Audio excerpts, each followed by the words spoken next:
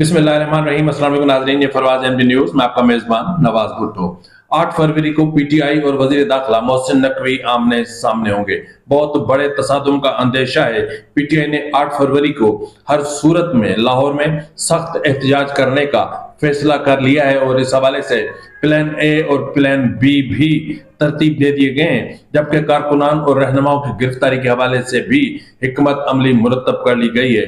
जबकि दूसरी तरफ देखें तो मोहसिन नकवी साहब ने भी अपनी हिकमत अमली तकरीबन मुकम्मल कर ली है और इस हवाले से उन्होंने सख्त कार्रवाई का फैसला किया गया है। और मेरे ख्याल में आज से बहुत बड़ा और क्रैकडाउन शुरू होने जा रहा है, जो पूरे पंजाब में एक साथ शुरू किया जाएगा और टारगेटेड कार्रवाइयां की जाएंगी। इस हवाले से कौन सी हिकमत अमली मुरतब की गई है, इस पर भी मैं आज आपके साथ बात करूंगा। और फिर हम बात करेंगे कि पीटीआई के चेयरमैन बैरिस्टर गौहर के खिलाफ पार्टी के अंदर ही बगावत ने जन्म ले लिया है। और आपको पता है कि पीटीआई के अंदर आजकल खत्तो किताबत का सिलसिला शुरू हो गया है। तो जो पीटीआई के नाराज पार्लियामेंटेरियंस हैं, उन्होंने बैरिस्टर गौहर के खिलाफ इमरान खान को खत लिखने का फैसला किया है। एक फैसला मैं आपको पहले वाले व्लॉग में बता चुका हूं कि इमरान खान ने किया है सदर जरदारी और शहबाज शरीफ को खत लिखने के हवाले से, और दूसरा फैसला यह सामने आया है। अब देखना यह है कि बैरिस्टर गौहर इस बगावत को कैसे कुचलने की कोशिश करते हैं या इस बगावत को पर कैसे काबू पाते हैं। इसके अलावा जुडिशल कमीशन ऑफ पाकिस्तान का इजलास भी आज हो रहा है। लाहौर हाई कोर्ट से एक जज तो बदली हुए, लेकिन बदले में लाहौर हाई कोर्ट को 10 जजेस मिल रहे हैं। और 10 जजेस के हवाले से या इस जुडिशल कमीशन ऑफ पाकिस्तान के इजलास के हवाले से क्या अंदर की खबर है, वो भी मैं आपको बताऊंगा। इसके अलावा हम बात करेंगे सिंध के बहुत बड़े शहर हैदराबाद की, जहां वकला और पुलिस आमने सामने है। इस वक्त ऐसा लग रहा है कि जैसे पुलिस ने वकला के सामने या वकला गर्दी के सामने सरेंडर कर दिया है, तो दूसरी जानिब हैदराबाद के मुतअद्दिद थानों के एसएचओज ने अपने आला हुकाम के बिहेवियर से मुतल्लिक 1 महीने की एहतजाजन छुट्टी की दरख्वास्त दे दी है। ये सारा मामला क्या है, इस पर भी हम आज के व्लॉग में तफसील से बात करेंगे। आपसे इल्तमास कि अभी तक अगर आपने मेरे चैनल को सब्सक्राइब नहीं किया तो कर ले, बेल आइकन प्रेस कर दे ताकि बर वक्त आप तक मेरे व्लॉग्स पहुंच सके। और आपसे छोटी सी और गुजारिश कि मेहरबानी करके मेरे जो व्लॉग्स होते हैं उनको आप अपने व्हाट्सएप ग्रुप्स में भी शेयर करें ताकि मेरी थोड़ी बहुत मदद हो सके। ये आप करेंगे तो मुझ पर बहुत बड़ा आपका एहसान होगा। नाज़रीन, सबसे पहले हम बात कर लेते हैं हैदराबाद के हवाले से। तो हैदराबाद में गुज़िश्ता दिनों यानी मंगल के दिन एक बहुत बड़ा मामला हुआ। मामला ये हुआ कि एक जगह हैदराबाद पुलिस के जवान नाका लगाए खड़े थे, जहां इनको डीआईजी के हुक्म पर यह कहा गया था कि जितनी भी टिंटेड ग्लासेस की गाड़ियां हैं काले शीशों वाली, उनके खिलाफ कार्रवाई की जाए और जिनकी फैंसी और जाली नंबर प्लेट्स और बगैर नंबर प्लेट्स के गाड़ियों के खिलाफ कार्रवाई की जाए। तो ये प्रोसीजर जारी था। तो इतने में एक गाड़ी आई जामशोरो रोड पर जिस पर कोई नंबर प्लेट नहीं थी। तो पुलिस के जवानों ने उस गाड़ी को रोकने का इशारा किया, गाड़ी नहीं रुकी। पुलिस हुकाम ने या पुलिस के जवानों ने उस गाड़ी का पीछा किया और राजपूताना हॉस्पिटल के पास उस गाड़ी को रोक लिया गया और उसको अपनी तहवील में ले लिया और चेक किया तो उनकी नंबर प्लेट्स जो थी वो फेक थी। तो उस पर उन्होंने जो थाना है भिटाई नगर है, वहां पर एक अपना एएसआई है तारिक, अपना एएसआई है, उन्होंने एएसआई मकसूद अली सहतो ने उस गाड़ी के मालिक के खिलाफ एफआईआर दर्ज की। तो हम बाद में पता चला कि ये जो असल में गाड़ी है ये एक वकील एडवोकेट अली रजा बोजदार की है। तो जब अली रजा बोजदार को इस चीज का पता चला तो तमाम वकला ने मिलकर एसएसपी ऑफिस यानी एसएसपी फर्रुख लंजार के ऑफिस का घेराव किया और ऑफिस को उन्होंने धरना दे दिया। और जिसके बाद फिर डीआईजी तारिक धारेजो ने वहां पर जाकर वकला से मुज़ाकरात किए और उसके बाद फिर उन्होंने वकला को उनसे निगोशिएट किया और निगोशिएशन के बाद जाहिर है कि उन्होंने कहा कि इस मामले की बड़े पैमाने पर तहकीकात करवाई जाएगी और डीएसपी लेवल रैंक का ऑफिसर इस सारे प्रोसीजर की तहकीकात करेगा कि आखिर ये जो कुछ हुआ था ये क्यों हुआ था और कैसे हुआ था। तो उस पर हैदराबाद के मुतअद्दिद थानों के एसएचओज ने 1 महीने की एहतजाजन 1 महीने की छुट्टी की दरख्वास्त अपने आला हुकाम को दे दी है। अब जो उन्होंने छुट्टी की दरख्वास्त में जो लिखा है वो लिखा है कि गुज़िश्ता रोज वकला के एहतजाज मुतालबात मंजूर करवाने पर SHOs ने एहतजाज किया और 1 माह की छुट्टी की दरख्वास्तें दे दी। SHOs ने मौक़िफ़ अख्तियार किया कि वकला ने अपने नाजायज मुतालबात मनवाने के लिए senior superintendent of police SSP office पर धरना दिया। उनका कहना था कि वकला ने इस दौरान पुलिस अफसरान से गालम गलोच की धमकियां दी और उससे पुलिस का इमेज मुतासिर हुआ, जिसकी वजह से बतौर SHO अपने फराइज की अंजामदही में दुश्वारी हो रही है।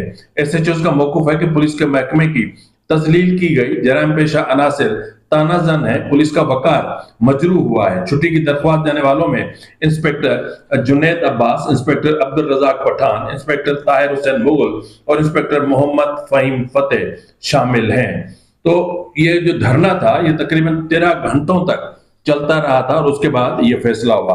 तो नाज़रीन, अब देखते हैं कि इस पर सिंध पुलिस के आला हुकाम क्या करते हैं। लेकिन वकला गर्दी जिस तरीके से अगर कानून के रखवाले या कानून की हिफाजत करने वाले या आइन के हिफाजत करने वाले अगर आइन कानून की इस तरह धज्जियां बिखेरेंगे, काला कोट पहनकर और कानून पर नहीं चलेंगे और कानून की संगीन खिलाफ वर्जी का इर्तिकाब करेंगे, तो फिर आम और बेवकूफ या जाहिल इंसान से हम किस किस्म की तवक्को कर सकते हैं। इसका मतलब यह है कि फिर वकला अपने काले कोट की ताकत से किसी भी मुजरिम को छुड़वा सकते हैं और किसी भी जुर्म का इर्तिकाब करने के बाद अपनी ताकत और कुव्वत से FIR भी खत्म करवा सकते हैं। क्या कर सकते हैं? ये मुल्क है, ये बिलखुसूस ये सिंध है। इसके अलावा नाज़रीन, आपने देखा होगा कि सरफराज डोगर साहब के तबादले के बाद जो मामला हुआ है वो ये है कि सरफराज डोगर का तबादला हुआ और तबादले के बाद जो सिचुएशन क्रिएट हुई उसके बाद आपने इस चीज को नोट किया होगा कि मामला आ रहा था बार बार लाहौर का।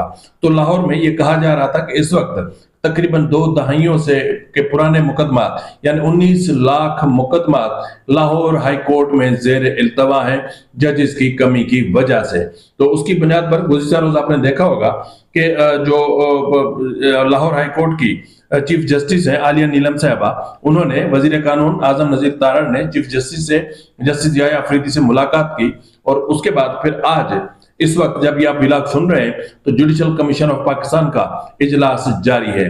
तो इस इजलास में लाहौर हाई कोर्ट के लिए 10 एडिशनल जजेस की तैनाती के लिए ये बात फैसला किया जाएगा और इस हवाले से 10 एडिशनल जजेस के लिए 49 नामजदगियां मौसूल हुई हैं। जुडिशल कमीशन के इजलास में लाहौर हाई कोर्ट में 10 एडिशनल जजेस की तैनाती के लिए 4 सेशन जजेस हैं और 45 सीनियर वकला के नामों पर गौर अभी इस वक्त जारी है। इजलास में डिस्ट्रिक्ट एंड सेशन जज केसर नजीर भट्ट, मोहम्मद अकमल खान, जजीला असलम और अबहर गुल खान के नामों पर गौर किया जाएगा, जबकि इजलास में वकला अदनान शुजा भट्ट, अयाज तारिक भुट्टा, अम्बरीन अनवर राजा, असद महमूद अब्बासी, अस्मा हामिद, बुशरा कमर, इकबाल अहमद खान, सुल्तान महमूद, गुलाम सरवर, हैदर रसूल मिर्जा, हारिस अजमत, हसीब शकूर प्राचा, हसन नवाज मखदूम और हुमा एजाज जमान, खालिद इसाक, जावेद इकबाल वाइन, मलिक अवैस खालिद, वकार हैदर अवान के नामों पर भी गौर किया जाएगा, जबकि मियां बिलाल बशीर, मुगीस असलम मलिक, औरंगजेब खान, जवाद जफर, नवीद फरहान, नवाजिश अली पीरजादा, साजिद खान तनोली, साकिब जिलानी, जुबैर खालिद, मुनव्वर इस्लाम, मुक्तदर अख्तर शब्बीर, मुश्ताक अहमद महल और के नामों पर भी गौर किया जाएगा। इस समय दीगर भी नाम है। तो ये जितने भी नाम है ये सब के सब नाम वो हैं जो लाहौर हाई कोर्ट के सीनियर तरीन वकला हैं और इनकी बहुत बड़ी खिदमत हैं। देखते हैं कि 49 में से कितने जो है वो एडिशनल जजेस के लिए नामजद होते हैं।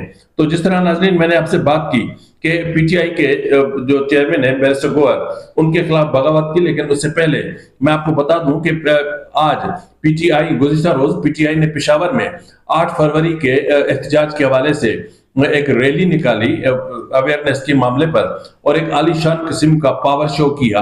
वीडियो इस वक्त आपकी स्क्रीन पर चल रही होगी। तो उसमें उन्होंने लोगों को 8 फरवरी के एहतजाज में शरीक होने की दावत दी اور پھر انہوں نے شہر کے مختلف حصوں کا دورہ بھی کیا۔ تو اس حوالے سے دیکھیں تو پی ٹی آئی نے یعنی 8 فروری کو پی ٹی آئی اور وزیر داخلہ محسن نقوی آمنے سامنے ہوں گے اور بہت بڑے تصادم کا اندیشہ موجود ہے۔ میں آپ کو پہلے بھی بتا چکا ہوں کہ 8 فروری کو قذافی اسٹیڈیم لاہور میں 3 ملکی کرکٹ ٹورنامنٹ کی جو سیریز ہے وہ شروع ہو رہی ہے۔ تو اس موقع پر پی ٹی آئی کا یہ بیہیویئر کوئی غیر فطری بات نہیں ہے۔ جب بھی کوئی پاکستان میں بڑا ایونٹ ہونے جا رہا ہوتا ہے تو پی ٹی آئی یہی کچھ کرتی ہے۔ تو یقیناً اب اگر 8 فروری کو پی ٹی آئی کے خلاف کوئی بہت بڑا ایکشن ہوتا ہے تو اس کے کانسیکوینسز یا اس کے جو آفٹر شاکس ہوں گے وہ 12 فروری تک جب محسوس کیے جائیں گے، کیونکہ 12 یا 13 فروری کو ترک صدر طیب اردوان پاکستان تشریف فرما ہو رہے ہیں، تو اس پر احتجاج تو پی ٹی آئی کا بنتا ہے۔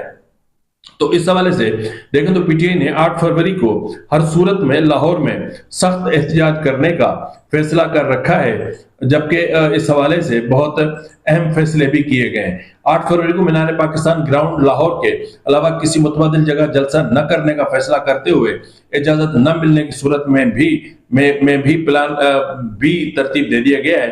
پی ٹی آئی نے 8 فروری کو مینار پاکستان پر جلسے کی اجازت نہ ملنے کی صورت میں پنجاب کے تمام اضلاع میں احتجاج کرنے کا فیصلہ کیا ہے۔ اس حوالے سے پارٹی کے تمام اراکین اسمبلی رہنماؤں کو اپنے اپنے حلقوں میں احتجاج کرنے کی ہدایت کی جائے گی۔ اب اس دوران لاہور کے اہم مقامات جیسے لبرٹی چوک، آزادی چوک اور مال روڈ پر احتجاج کے ساتھ تمام حلقوں میں احتجاجی ریلیاں بھی نکالی جائیں گی۔ دوسری جانب پی ٹی آئی رہنما کا کہنا ہے کہ حکومت جلسے کی اجازت نہ دے کر ہمارے احتجاج کو کامیاب بنائے گی۔ یاد رہے کہ 29 جنوری کو پی ٹی آئی نے 8 فروری کو مینار پاکستان پر جلسے کا اعلان کیا تھا اور انہوں نے وہاں ڈپٹی کمشنر لاہور کو ایک اپلیکیشن بھی دی تھی این او سی کے لیے۔ اور پنجاب میں پی ٹی آئی کی چیف آرگنائزر عالیہ حمزہ کا کہنا ہے کہ 8 فروری کو ہمارے مینڈیٹ پر شب خون مارا گیا، ہم اس کے خلاف مینار پاکستان پر جلسہ کریں گے۔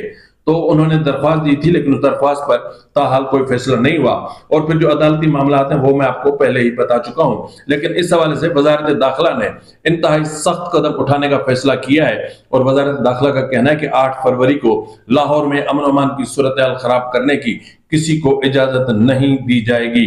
یہ بھی اطلاعات مل رہی ہیں کہ آج سے ملک بھر میں یعنی بالخصوص پنجاب بھر میں بہت بڑا کریک ڈاؤن شروع ہونے جا رہا ہے، اور یہ بھی اطلاعات مل رہی ہیں کہ جو حکمت عملی ترتیب دی گئی ہے اس میں پی ٹی آئی کے رہنماؤں کو گھروں سے نکلنے تک نہیں دیا جائے گا، یعنی اس سے پہلے ہی انہیں گرفتار کر لیا جائے گا۔ اور جن رہنماؤں کی گرفتاریاں مقصود ہیں ان جو پارٹی رہنما ہیں متواتر ان کی نگرانی کی جا رہی ہے، ان کی ہر موومنٹ پر نظر رکھی جا رہی ہے، اور تاکہ جب ٹارگیٹڈ ایکشن شروع ہو تو ان رہنماؤں کو فرار ہونے کا موقع نہ مل سکے اور ان رہنماؤں کو وہیں کا وہیں گرفتار کر لیا جائے۔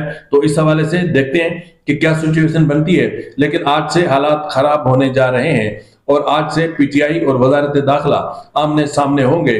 آج سے پنجاب پولیس اور پی ٹی آئی کی آنکھ مچولی شروع ہو جائے گی۔ اب دیکھتے ہیں کہ یہ معاملہ کس حد تک اور کہاں پہنچتا ہے، جبکہ اس حوالے سے پی ٹی آئی کی طرف سے جو درخواست دائر کی گئی ہے اسلام آباد لاہور ہائی کورٹ میں، اس کے علاوہ ایک اور درخواست بھی لاہور ہائی کورٹ میں دائر کی گئی ہے، جس میں پی ٹی آئی کے کارکنوں کی ممکنہ گرفتاریوں کے خلاف ایڈوکیٹ اشفاق اے خان نے لاہور ہائی کورٹ میں درخواست دائر کی، جس میں آئی جی پنجاب، سی سی پی او لاہور اور دیگر کو فریق بنایا گیا ہے۔ تو بہرحال لاہور ہائی کورٹ نے اس حوالے سے فریقین سے جواب طلب کر لیا ہے۔ تو اس وقت ہم دیکھیں تو لاہور کی جو سچویشن بظاہر نظر آ رہی ہے کہ پی ٹی آئی باز نہیں آئے گی۔